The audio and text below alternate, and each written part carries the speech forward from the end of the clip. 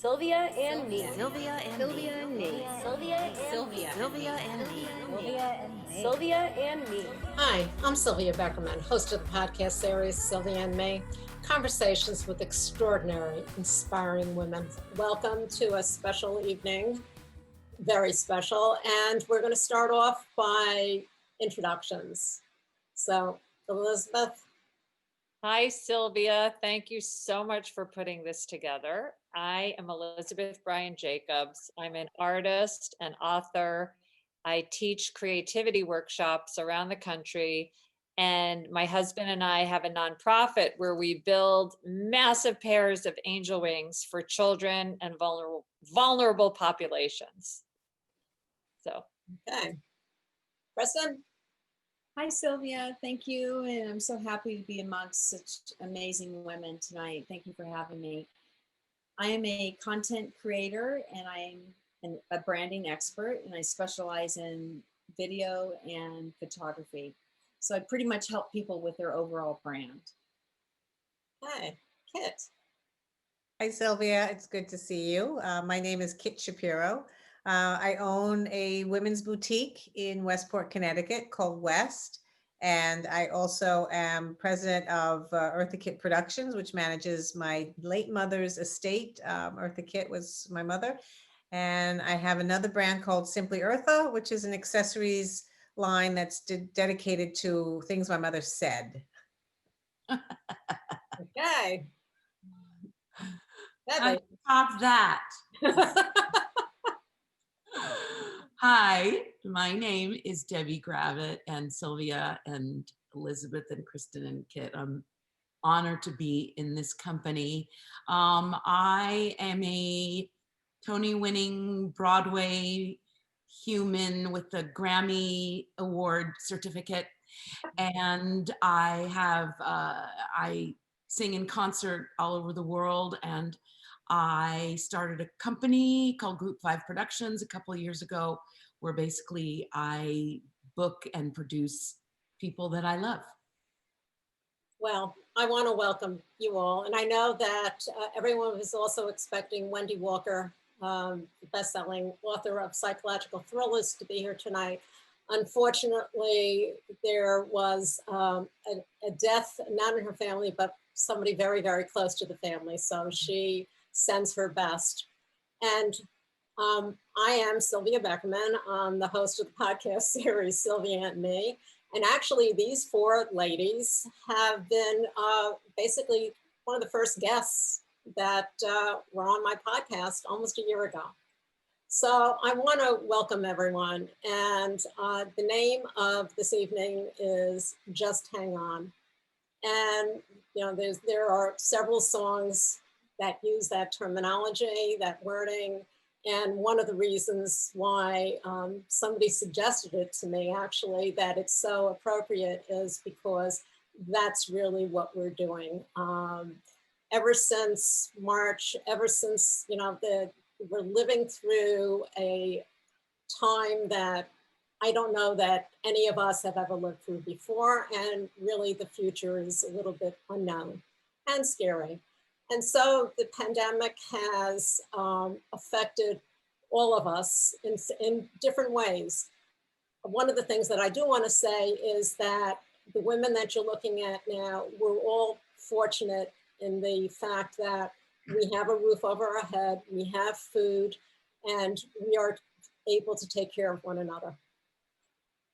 But the pandemic has affected us on both a personal and a professional level. And we wanted to talk about that. We wanted to have a real conversation about how this has affected our lives.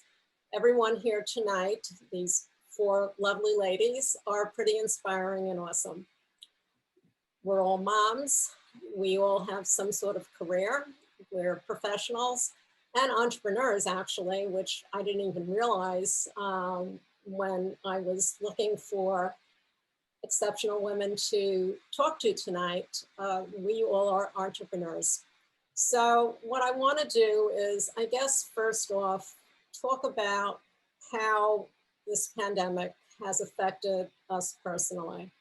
I mean, for me, my children are grown, they're out of the house, but I didn't get to see them for, everything started last spring holiday season, and we're going into the winter holiday season now.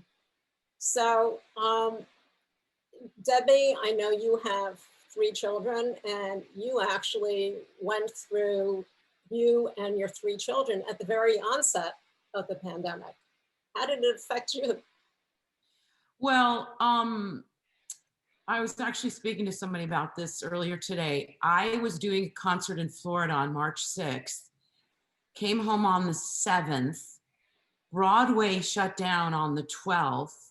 On the 13th, I picked my husband up from the city. On Saturday, my son came home, who is doing Wicked on Broadway. Came home on Saturday, was fine. Then my daughter came home the following Monday. I'm almost there. Anyway, she came home sick. Turns out she had COVID, but she got tested. My son he lost sense of taste and smell. And we were like, oh, that's nothing. That happens to people all the time. It was literally before they discovered that that was one of the symptoms of COVID. Anyway, it turns out he had COVID, but my husband and I so far are unscathed from this. We have an older son who lives in Charleston, who is a type 1 diabetic, and he actually ended up in the hospital, which was a terrifying few hours, because unfortunately, if you're diabetic, COVID can really get you, and it got him really quickly. But again, he came away after a day in the hospital. He was absolutely fine as well. So it's been scary, fascinating to go through all this health-wise. And I have become a total shut-in. After, I travel all the time. All I want to do is go to an airport.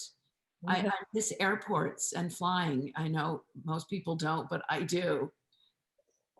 And I know, Kristen, your son was going off to college. Right. So my son goes to college as an athlete, and he's a freshman, and he went to college. We dropped him off in North Carolina in August, and he got COVID in late September, along with half the baseball team at Elon University. And they put him in a quarantine in a hotel about 20 minutes from campus, and he quarantined for 2 weeks. Again, like Debbie, thank God he was okay. He lost his sense of taste and smell. He still does not have his sense of taste and smell. Wow. How long, Kristen? Well, that's in September. So we're going almost 3 months. Wow. My stepson has COVID, and his girlfriend and their friends saw some friends 2 weeks ago. We didn't see them. We somehow, like with Debbie, like you, we somehow missed it because we were in contact with them. I mean, always safe, but still, I mean, it's a really scary thing when it happens. And even on my block where I live, I have neighbors that have had COVID. I've had so many friends. It's like every week I hear about somebody getting it. And I'm so thankful that it hasn't happened, but I know that it can. And it can so easily. It's so easily transmitted. And the other thing is, as you said, Debbie, you have an older son who doesn't live in the area.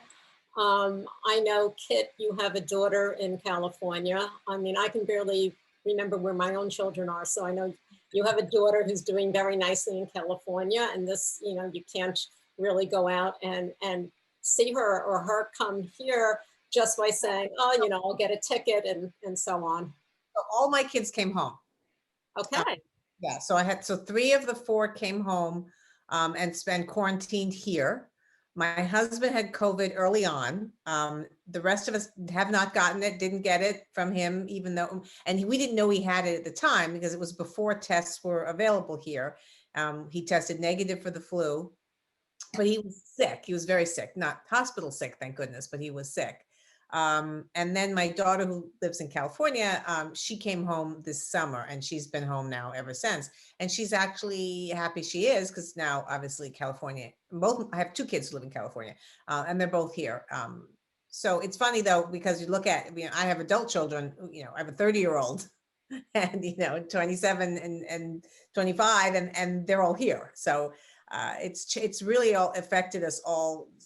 It's impacted everybody's lives, as we all know. And you just don't know, as Kristen said, I've been lucky, knock wood, and healthy, but it is a little, it's a little scary. You don't know who the underliers are going to be that are going to get sick. As healthy as I feel, and I think I would be fine. I don't know. I'm not sure. I'm 59 years old. That alone puts me in a category that makes me more vulnerable. And Elizabeth, your parents, because you live on a farm upstate New York, and your parents live in Greenwich, and they're in an assisted living. They're in Yonkers, actually. My husband's kids are in Greenwich. See, geography. That's okay. But you couldn't. That's been really awful, because back in March, there were 13 people died in my parents' building. And my father's 93, my mother's 88, and they're both not really 100% healthy. And then the building was free from COVID until 2 days ago. So yeah, so now COVID's in there, so this has been really just, my kids are all over the country, and I had a new grandchild, and I flew to California, to Colorado with a visor and gloves and double mask and, alcohol spray for anyone who came near me. And I spent time with that baby. But this thing with my parents has been just like, because they're just sitting, I keep picturing them as sitting ducks. I'm an artist, so I'm very visual. So I'm becoming an art therapist. So I actually, in processing this, I had to make a drawing of two ducks to calm myself down and get the image out so I could function more easily. And then, I just want to share with everyone, my mantra through this has become, what would I have not done normally? Like, if there was no virus, what are the things I would never have done? And so I've extended outward to share what I do with more people, but more importantly with family. So for example, my mother loves poetry. She really loves poetry. So we started poetry night.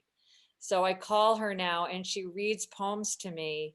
And then she tells me what they're all about grammatically, and iambic pentameter and all of these things. So we've really deepened our relationship in a way that I never would have done if not for COVID. So we have these weekly poetry readings now. And with my grandson, who is 7, my kids downloaded a video game on my iPad and his. So now, like every other night, we play video games together. So I never would have done that. You know what I mean? So that seems to be what has been happening. Nothing good, as far as I'm concerned, is really coming out of this, except for connectivity. Yeah. To people that we wouldn't have had it. I mean, on Thursday nights, I have a family Zoom. My brother, my sisters, my aunt, my cousin, and we're all over the place. We're in California, we're in Massachusetts, we're in Ohio, we're in Florida, we're in Georgia. We used to get together maybe once, maybe twice a year, and it was usually for not a very happy occasion, or maybe if someone, got married, or there was, a bar mitzvah, or bat mitzvah. But other than that, no. So that's a good thing. And then now and then I do force my children to do, a FaceTime or something. And they only live 15 minutes away, but it's still, I'm at a high risk because of my age. And who wants to really take chances unnecessarily for them or for me? And as you guys have said, we don't know how it really gets communicated. So it has changed. You know, when I think about, well, what did I do before? What can't I do? And it's just little things. Like I would all of a sudden get up, and if I wanted to go downtown, if I wanted to go, you know, to the store, I didn't have to buy anything, but I used to like walking around and just don't do certain things anymore. So for everyone that I'm talking to right now, it has affected the family in ways that we wouldn't have thought of before. And in some ways, it's brought some of the family together, whether they wanted to be or not, because everyone's under, you know, the same roof. So I know, Debbie, when we spoke at the very beginning of the summer, you were learning how to juggle. And then it turned out you really did have to learn how to juggle. And it wasn't just juggling. Was it just a metaphor, or maybe it was a metaphor? Because every task I put to myself at the beginning of this, because it all sort of seemed like a little fairy tale of like, oh, we'll all get to slow down and be with ourselves and with our families, and all the things I was going to do haven't happened. I just, you know, I'm just going to learn to juggle, and like I can do two balls really well. Okay. So that's as far as I got. That's more than enough. So anyone else doing anything that they didn't think they'd be doing? I know jigsaw puzzles were big, and my sister was doing 3,000 piece jigsaw puzzles. So I bought 2,000 or 3,000 piece. And I opened the box, I put some on the table, and that's where it sat for about a month until I put them back in the box and put them away. So between baking, I don't do that, and juggling and you know, jigsaw puzzles, anything else that anyone's all of a sudden started doing or found themselves doing? No, but I did the same thing. I had all these lists. I thought this is actually, I'm going to make the best of this. I'm going to clean out closets, and I'm going to clean out the basement. And I had lists, and I bought games, and I bought the new Monopoly, and we have card games, and we did the puzzles too. I bought a 2,000 piece puzzle, and I was like, I can't even get like 3 pieces together. I mean, this is like too slow. So I bought a 500 piece puzzle, and that was better. Oh, there you go. But I think initially, at least for me, when it first happened, and for everybody, I mean, it was absolutely shocking. I mean, it was overwhelming. It was devastating for my business. Absolutely flatlined for months. I mean, just that's it. Like boom, like everything dropped, like one after another, one client after, everything just stopped. And so that was like taking it on the chin and just saying, wow, okay, we'll be back in the fall, right? That's what we all said. We're going to be, it's going to be back in July. That was in March. And then July came, and then we're saying, well, we're going to be back in the fall. And now we've already passed fall. Now we're into Christmas, and we're saying it's going to be back in the spring of 2021. So I think it's here for a while. Something happened to me today. I started going back to my yoga class. I didn't go for a long time because I didn't want to wear a mask and breathe heavily with a mask and exercise. So I just said, I'm not going to do it. I'll try to do it online, but I'm not that disciplined. So I went back to yoga class today, and I was thinking, and I had a moment where I was looking around and looking at everybody with their masks on going, this is so surreal, isn't it? Don't we think that sometimes? You know, we go to the grocery store or we go somewhere and we're like, is this really happening? Like, we're living this. And I think it's amazing how resilient we are as humans. I mean, how we adapt. I mean, I've adapted. I do yoga. I'll breathe heavily with my mask. I can't stand it, but I'll do it.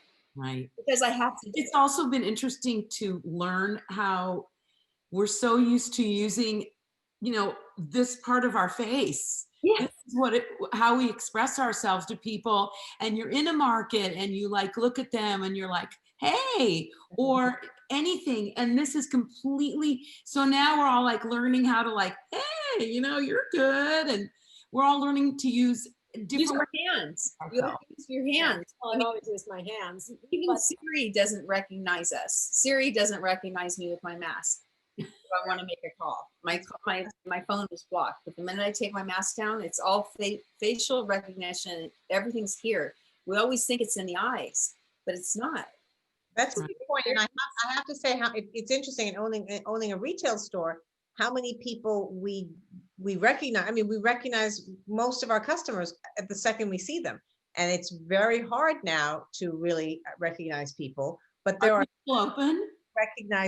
You'll recognize people instantly. There's certain people's eyes that are really are their doorway to who they are.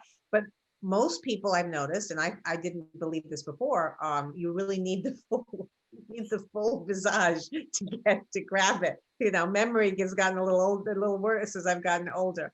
But I've also noticed I talk a lot louder than I ever did. Not that I need to, but I feel like I have to. Nobody can somehow hear me. And, you know, my kids are saying, Mom, you're screaming. That's true, because you have that barrier in front of your mouth. You know, one of the things we've always said is a smile opens up everything. If you wake up and you smile, you look in the mirror and you smile brightens everyone's day. And we can't do that anymore. It's almost like we have to think inside and say we are smiling, and we have to keep that, and then, you know, try to get that message through in our eyes. And it's something that we're going to have to really, for some time, try to figure that out. You know what I started to do, Sylvia? I tell people I'm smiling. Well, so do I. I mean, you know, like really, I'm laughing underneath here. You know, I can't. The only thing is, you know, there's the old saying, I think it was Elizabeth Taylor, you know, put on some lipstick and, you know, get, you know, walk outside and put a smile on. And I always forgot lipstick was always the last thing I would put on. For some reason, I think about putting it on, and then all of a sudden I go, wait a minute, it's got to come off. I have to go out and put a mask on. Right. You know, things are so, we think about things now that we didn't before. I had to pick up that somebody just wrote into us, Cheryl McKenna, I think it was, and said that she smiles at people a lot from her car when she's in her car. Fantastic. That's good. That's fantastic. Cheryl, thanks for sharing. That is, I mean, that's great. Well, I still wear my lipstick. It comes off on the mask. I know that, but you know, I wear it. It just makes me feel better. It's the same. I put my lipstick on. I don't care. It goes on no matter what. My lipstick goes on. Yeah. Kit, is your store open now? Yeah. So we were closed for 3 months. Right. That was a real readjustment. We pivoted, you know, pretty quickly. Luckily, I have some knowledge of websites and e-commerce, and so we really did an about face and went online. I didn't have most of our merchandise in the store was not on our e-commerce site, so I was literally, you know, running back and forth and turning the store upside down. I mean, it looked like, you know, a hurricane had gone through it. I mean, I was just in there like pulling things and taking pictures and putting them on the side and doing everything I could. And we were doing local deliveries. And our customers, you know, did we have much business? We didn't have much business, but we did have, you know, some, which of course made you feel great. I had all our deliveries to the store delivered to the house, which my husband absolutely loved, that I took over every single room. Bad enough that, you know, I own the store and have half the house as my office, but now we took over the dining room and the kitchen. And you know, we really tried to regroup and rethink. And it was hard. I mean, it was really, really hard. Interesting, Kristen, you said in the beginning, I sort of felt too, it was sort of like, I said, oh, I'll take a break. This will be good. I'll take a break. I had all my lists. I was going to clean out closets. I haven't cleaned out one closet. I've done none of the things. I worked out every day, maybe for the first like 2 weeks. And then I gave that up too. You know, it slowly started. I noticed how easy it is to become sloth-like, and you know, and when you don't get dressed and you don't put on makeup and you just move from the bed to the sofa, you really sort of fall into this place where it's like, oh, I don't really want to do anything anyway, so I'm just going to sit here another day. And before you're unhealthy. It's so unhealthy. So unhealthy. It really is. But it's really hard to force yourself to get up. It's really, I'm not that disciplined. And I also think that, remember Michelle Obama, announced to everybody that she was suffering from low-grade depression. And I feel like that was a pivotal moment for a lot of people, because I think that's what we were all feeling, and maybe still feel it, Right. because how do you not have a level of sadness right now when, the only way we can really communicate this way, we're on a Zoom call, whereas we would be probably in a room together to be able to do this. And I remember one of my children started going a little south, and I said, everybody is feeling this. So I'm just speaking to the not getting dressed. I've spent a lot of days in my jammies. I mean, it's just, it's easy to do. As you say that, Debbie, I found in the beginning, because when we shut down, we all assumed this will be 2 weeks. This will be 2-3 weeks will be fine. And so we kind of went through the winter in this disbelief, and it was very unique, and we were like, okay, we can do this for another couple of weeks. And then the summer came, and I think with the weather be good, and we were all outside a little bit more, we had this hopefulness, a little bit more of hopefulness. I'm seeing now more feeling, or at least where I'm exposed to, of depression and retreat, because we're now in the cold and getting really into winter, and people are totally going inside and into their homes and not wanting to come out. The numbers are, certainly where we all are in the Northeast, the numbers are frightening. Every night, the news, they give us numbers that are scary. And I think now it's even I think more people are, the fatigue of being in this is really setting in. And Well, we just got a chat. In the beginning, I thought I'd be fine because I'm an introvert and I had so much time to bike and hike.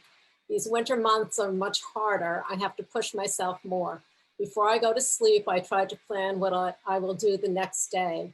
That helps ensure I get moving each morning. And that's, as I started off, we started this pandemic during the spring. So we were going into a season where, even though we had to isolate and quarantine, we still were able to go outside or open a window and get some fresh air. We now are going into a time where it's an unknown. We know that these days, to have put the clocks forward or back or wherever we did it so that all of a sudden it's dark at 3 o'clock. You get up in the morning and then you go, oh, wow, wait, I have 5 hours of light outside, maybe. It's depressing.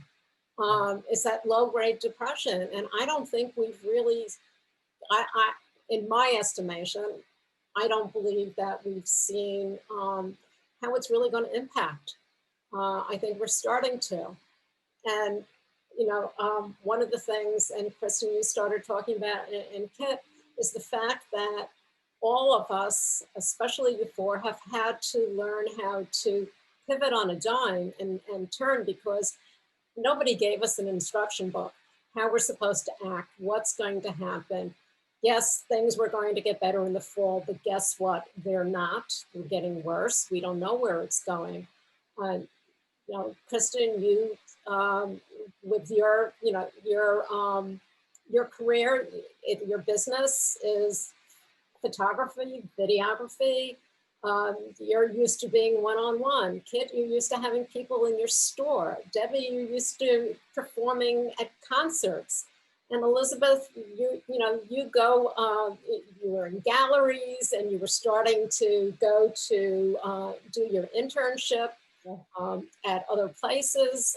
It's all been stopped, and stopped in the way that we thought it would. So what I want to do is I'd love to get into how the pivoting is going on and all the difference, what has taken place.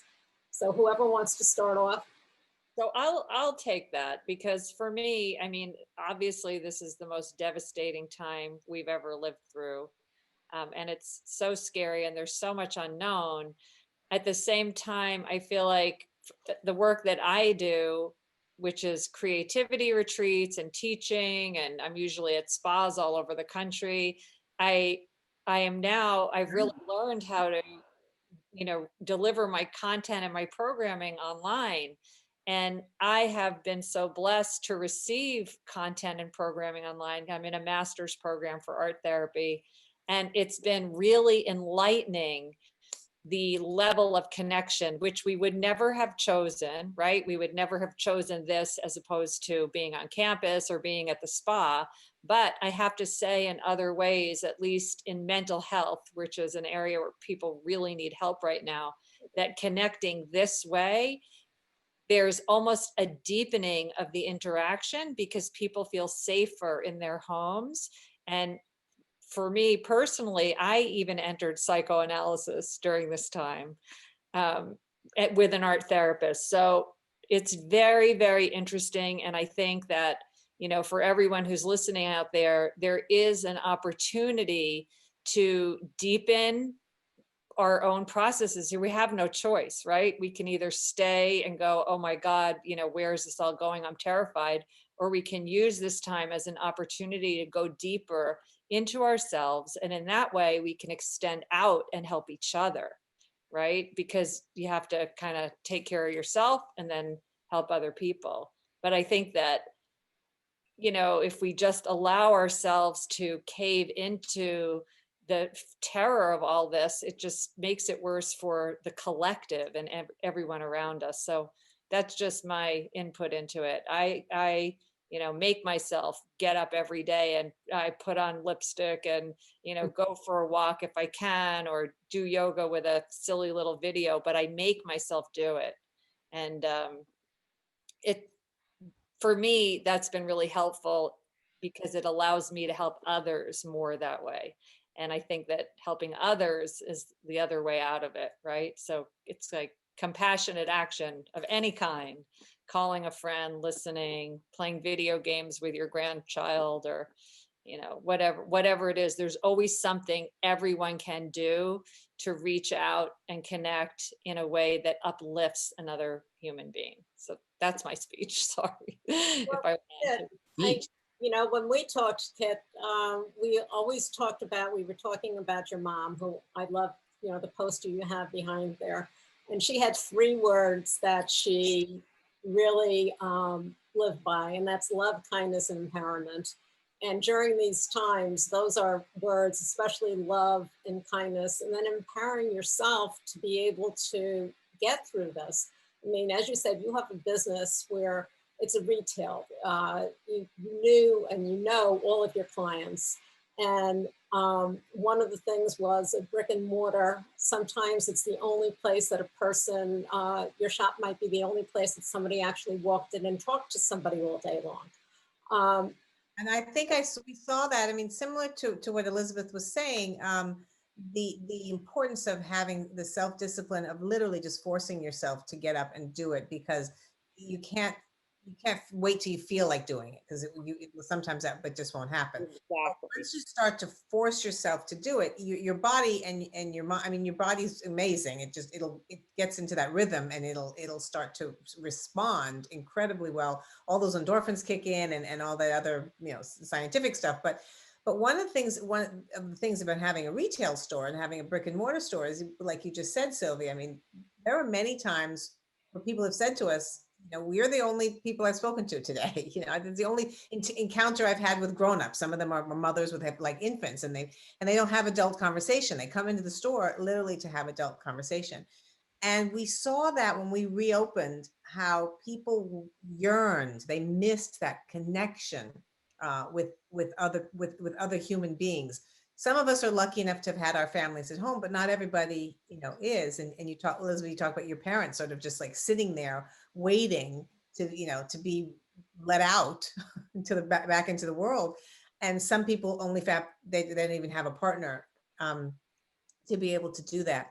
So I really do think that that's what when you say the connection through Zoom or whatever the technology we have today isn't maybe exactly what most of us want, but it's so much better than just isolating and being by yourself. Right on, Kit. And so I think that goes for, people will roll their eyes and go, oh, I can't do another Zoom. But the bottom line is we all have invites to all kinds of Zoom groups. And I just think the more you can even go on for 5 minutes, even if it's with your best girlfriend or whoever, this is so important now.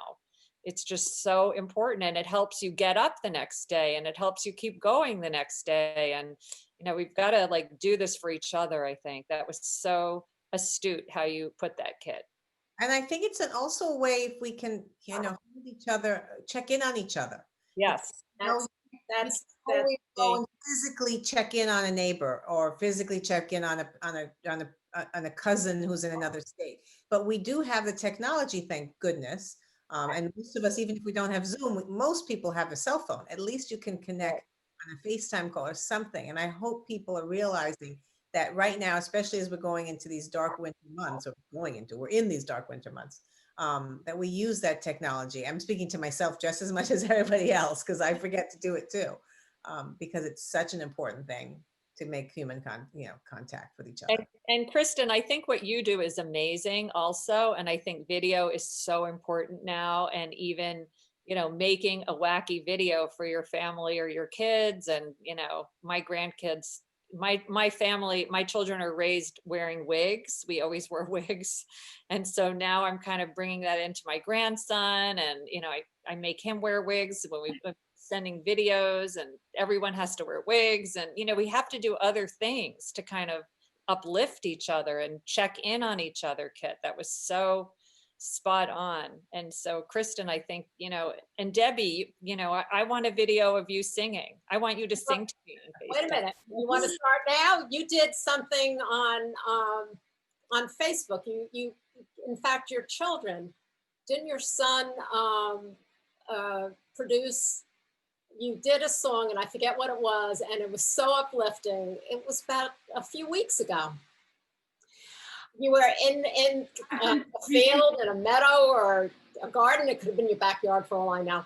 And you were singing. Oh, I did a video. My daughter Thank you. directed a video of me doing one of my songs. We did it on the road in front of our property. But that's that is just those little things make such a difference. Huge difference. It's such a huge difference. And I just wanted to say we have Alex, this is the most amazing talk. I'm loving this. I so miss the physical reaction with my pals. And Cheryl, as an artist, I've been cooking for young women with small kids home all the time. It makes me feel useful and creative. I had a mother-in-law that taught me to get up, get dressed, put on makeup before you come for breakfast. It starts the day, even during a pandemic. I leave the house by car and smile at whoever I see, and that makes me happy. And walk if the weather's nice, and that's it. We have to push ourselves. We really do. And one of the things that Kristen, you were doing, especially at the beginning when people were first starting Zoom, you were teaching people how to Zoom, how to appear and how to act on Zoom. Yeah, how to work Zoom, how to share your screen, how to get closer. I mean, I think it is what it is. This pandemic happened. I mean, the last pandemic was what, 100 years ago? Something like that. Right. And you think that this happened in a time where technology is just bursting. Aren't we fortunate that it happened at this time? It is what it is. It happened. And that we are able to communicate. I have relationships that have become so much closer. Yeah. I have clients, I say, let's jump on Zoom, or let's jump on a FaceTime is like second nature now. And I get to see them, and you see their expression, and business gets done. Business is still getting done, and it's getting done faster. And I think that it's here to stay. Granted, there's still going to be meetings, and but it cuts out a lot of time for a lot of us. I'm talking strictly about business right now. Yep. let alone just what it does with families. I have family in California, in Seattle. I have them in Louisiana. Like all of us, we have families spread out all over the country, all over the world for that matter. And it's brought us a lot closer. I mean, we all crave the human contact, the touch, the feel, but this is about as good as it gets. And I think we're fortunate enough to have platforms like this to help us. I mean, could you imagine if it was Yeah. if it was 30 years ago without this, 20 years ago when I mean, it it was would have the been start? devastating. Not everyone had a computer. We have one question from Alex. What would you girls individually say has been the one moment in the midst of these COVID times that gave you so much needed long periods of laughter? Laughter is so needed right now, I'd say. Zach.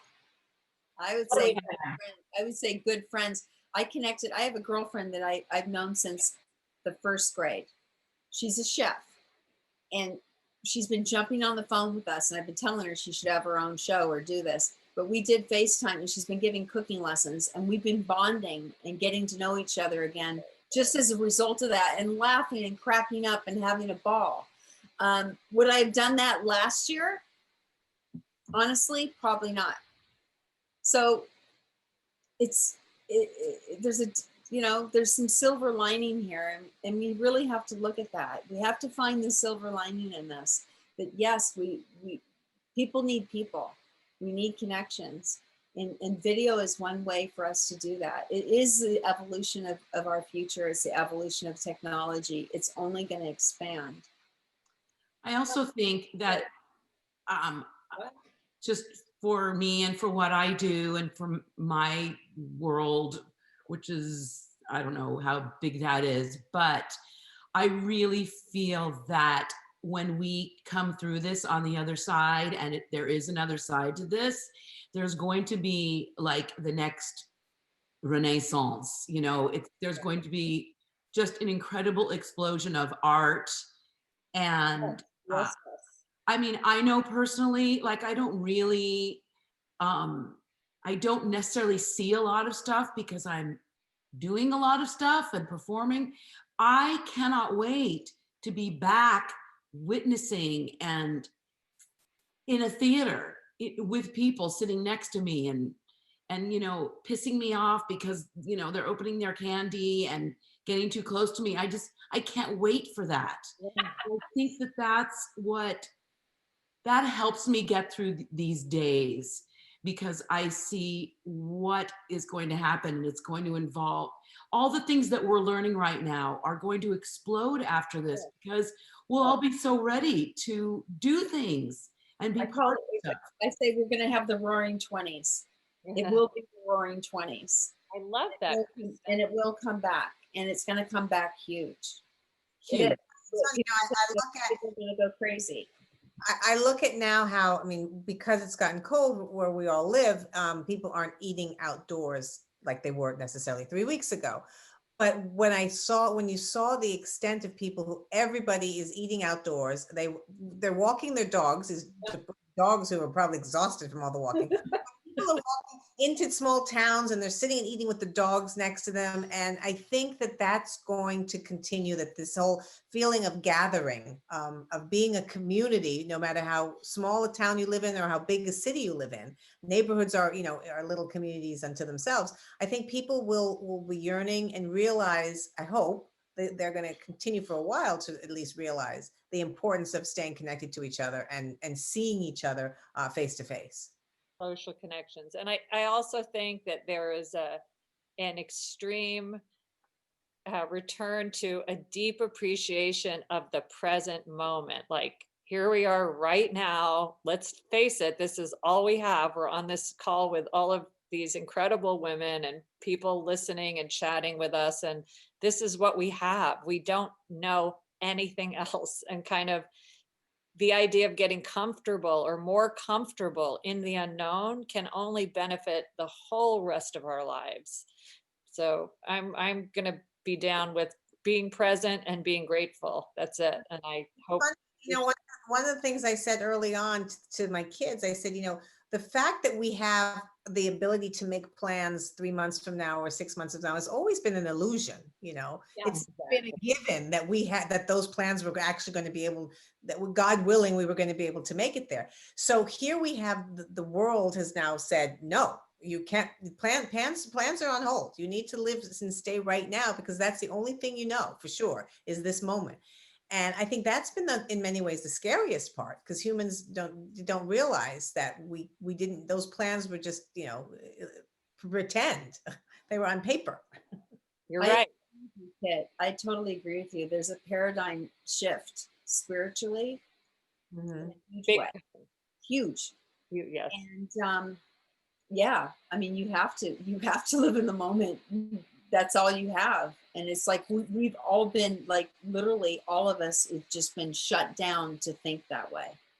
Yeah. But what a beautiful gift that is. If we look at that one part of it, it can be such a gift, right? Isn't that what the Buddhists have been trying to teach us for thousands of years? And being present and being more mindful can really be a gift if we take that one aspect of this horrible thing that's going on and say, okay, what's good about it? The good thing is we can acknowledge this moment and be grateful for where we all are right now here, sharing just right here tonight. But I do think we need to be aware of the fact that we are blessed and we're lucky that we have families, we have roofs over our head, we have food on our table, and there are many people who the uncertainty is really terrifying. Very real. And that's why I wanted to start this off by saying that we are fortunate, we are blessed, where we do have that, we don't have to worry about it, because there are so many who aren't. And it's frightening to even think about it. And when we see that, when we see the lines and lines of cars, of people waiting to get food, it's in our own neighborhoods too. A lot of it in our own backyard. There are people who are without food in every single neighborhood. Just because they have or had a big house or whatever, it's hitting. For some of those people, it's hitting them even harder because of the fact that those jobs are no longer there.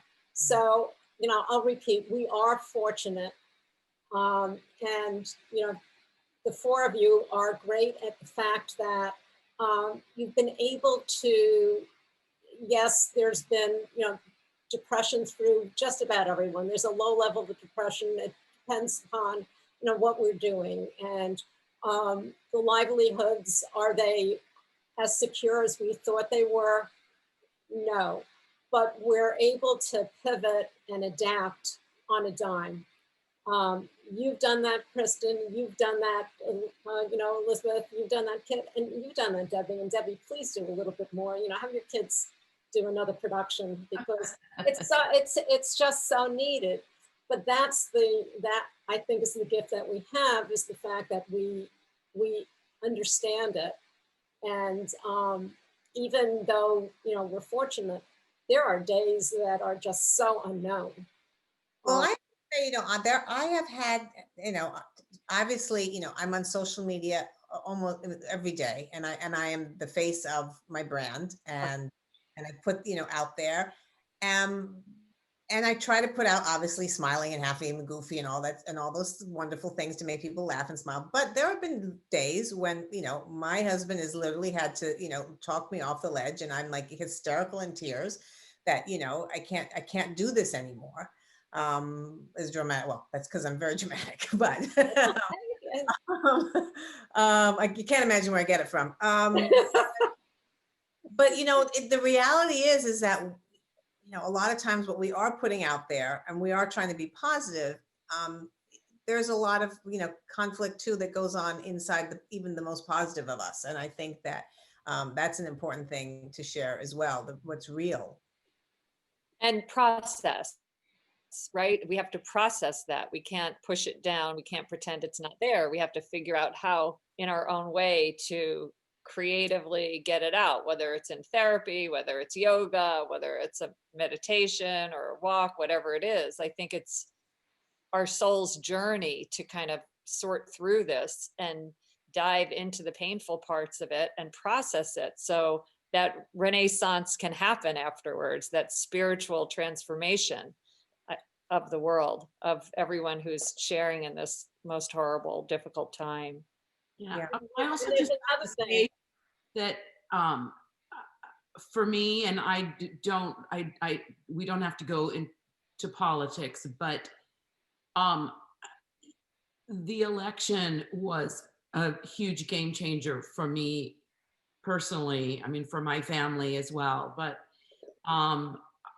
living under the present administration has just added fuel to the fire of despair and the questioning of if COVID is even real. I mean, it was just like, talk about living in an upside down world. And that's, so the incoming administration has also given me more, I'm happy. I definitely am happier because again, there's a vaccine now. Elizabeth, your parents are going to be at the head of the line to get the vaccine. Thank God. It's just like really too much.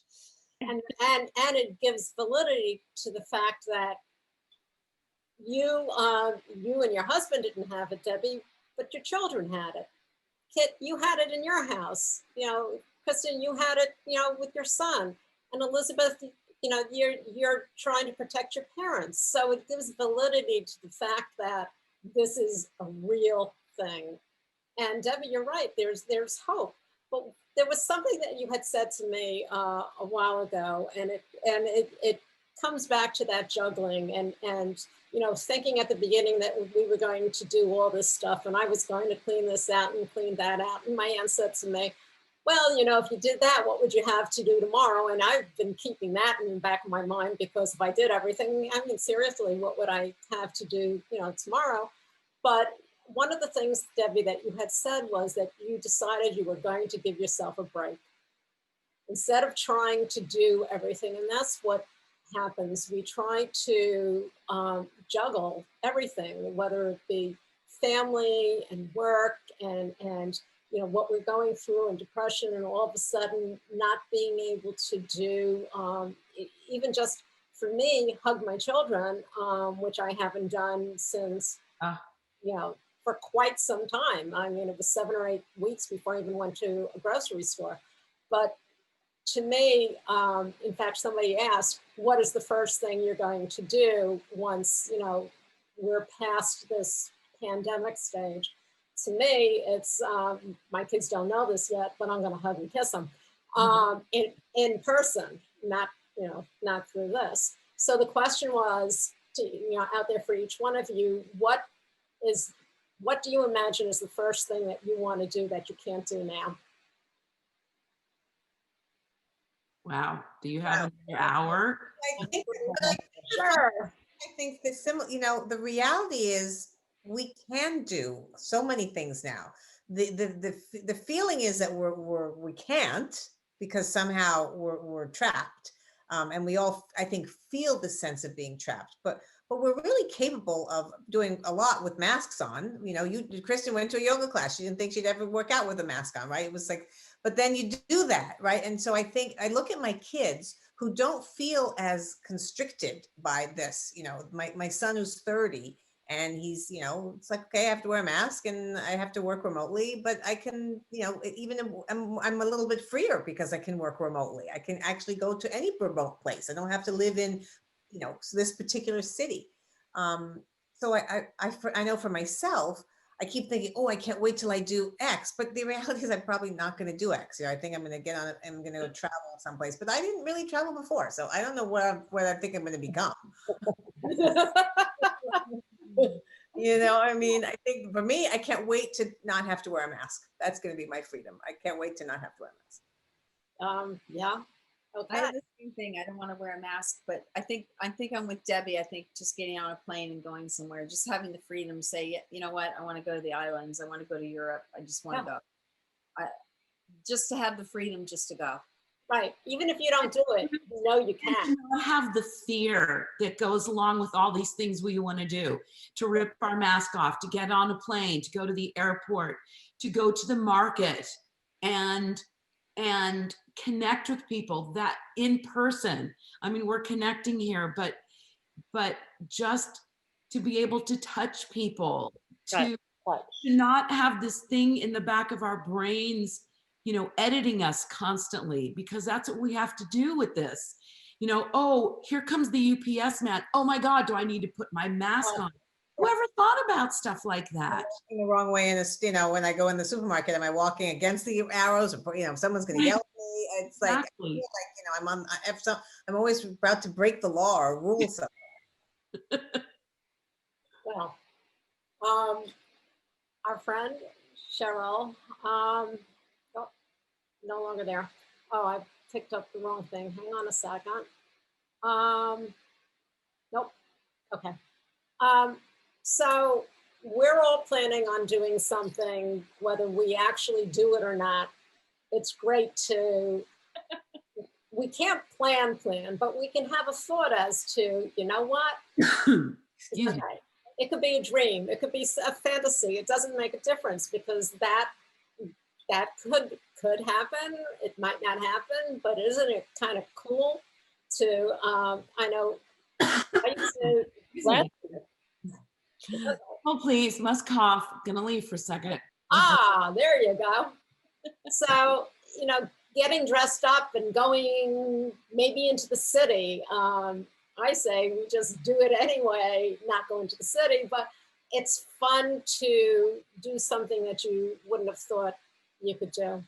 And, doing what we're doing right now is pretty neat, but I can't wait to be able to actually hug and kiss and do all that.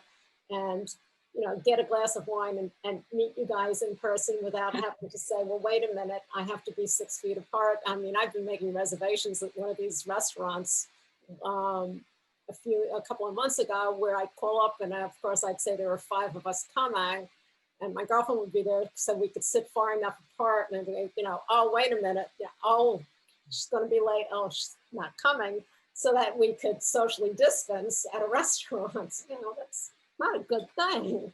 But so Debbie, what if you had one thing to say to anyone listening or to us, what would that be? Wow. Keep hope alive. Stay, be good to yourself. Be kind to yourself. Be forgiving of yourself right now. And I will see you on the other side. Okay. Elizabeth. I would say be in the moment, appreciate everything around you, where you are, get outside and have a conversation with a tree if you can. You'll learn so much more from that tree than you will from a book. Without a mask, right? Without a mask. Kristen. I would say I just try your hardest and pray for gratitude, just to be grateful, to live in to have a grateful heart, to let your heart lead you with your decisions. That would be my best advice. How about you, Kit? Well, there's 2 words my mother always said to me, and I have them tattooed on my wrist, and it says, don't panic. Oh. And say, don't panic, because it doesn't change a thing, and it only makes it more difficult to see what's in front of you in that moment. And I think that is something to hold on to every day, pandemic or no pandemic. That I think, she would say that, when a shark grabs hold of something and the eyes roll back in their heads, I mean, that's like what panic is. You're totally lost of your sense of what's going on in the moment. And like Elizabeth said, we need to be able to stay in the moment. And in order to stay in the moment, we just have to take a breath. This too shall pass, and, don't panic. Well, ladies, I want to thank you. This has been a delight. All 4 of you are an inspiration. And I say that from the bottom of my heart, because what, between family and business and everything else that you guys have gone through with COVID, with getting sick, with having loved ones who are not being able to, and being able to pivot on a dime, really, and try to get your business going. I think that makes you guys inspiring. So I want to thank you. I want to thank And I want to thank everyone who joined us tonight. As I said, this was a special edition, just like they do on the news channels, Sylvia and me, and a little promo so you can listen to the podcast. They're dropped every Tuesday on any of your, wherever you listen to podcasts. Elizabeth, Kristen, Debbie, Kit, thank you so much. And if I don't see you, I want to wish everyone a happy holiday season and a happy new year. We're going to get through this. Put on some of your heaviest, long underwear or whatever, and go out and take a walk. Not that I'm doing that, but thank you all so much. Thank you. Yeah. Guys, stay Bye-bye. safe. Thank you. You can find us on all of your popular podcast platforms. And of course, our website, sylviame.com. Stay safe, stay healthy, and stay tuned.